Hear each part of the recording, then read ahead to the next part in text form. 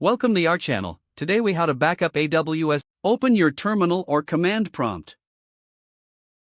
Ensure that you have the AWS command line interface, or AWS CLI, installed. Verify that AWS CLI is configured by running the command AWS configure. Enter your AWS access key, secret key, default region, and output format when prompted. Identify the EC2 instance that you want to backup. Note the instance ID of the EC2 instance. Next, create a snapshot of the EC2 instance. Use the command AWS EC2 create snapshot, along with the instance ID to create the snapshot. Make sure to add the necessary parameters, such as a description. After the snapshot is created, note the snapshot ID. Now, find the relevant volume associated with your EC2 instance. Use the command AWS EC2 describe instances to retrieve the volume information. Take note of the volume ID that you wish to backup. Next, copy the snapshot to Amazon S3 using the command AWS EC2 copy snapshot.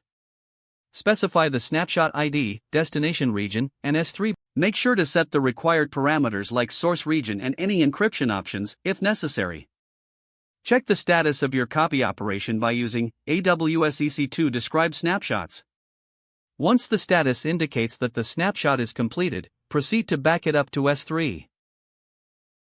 Use the command AWS S3 CP. Enter the local path to the snapshot and the S3 bucket destination path.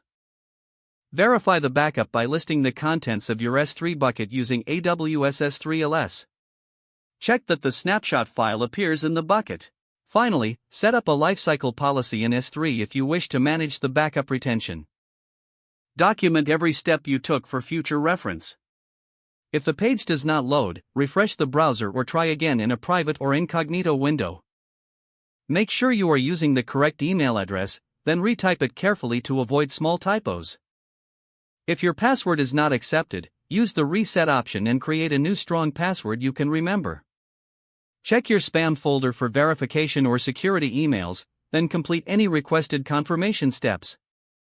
Enable two-factor authentication if available to improve account security and reduce unauthorized access risk. After signing in, review your profile details so your contact information and settings are accurate and current. If you see an error message, note it down and try again after restarting your device and internet connection. Log out when you finish, especially on shared devices, to keep your account and payment information secure. Don't forget to like this video and subscribe to our channel for more step-by-step tech guides.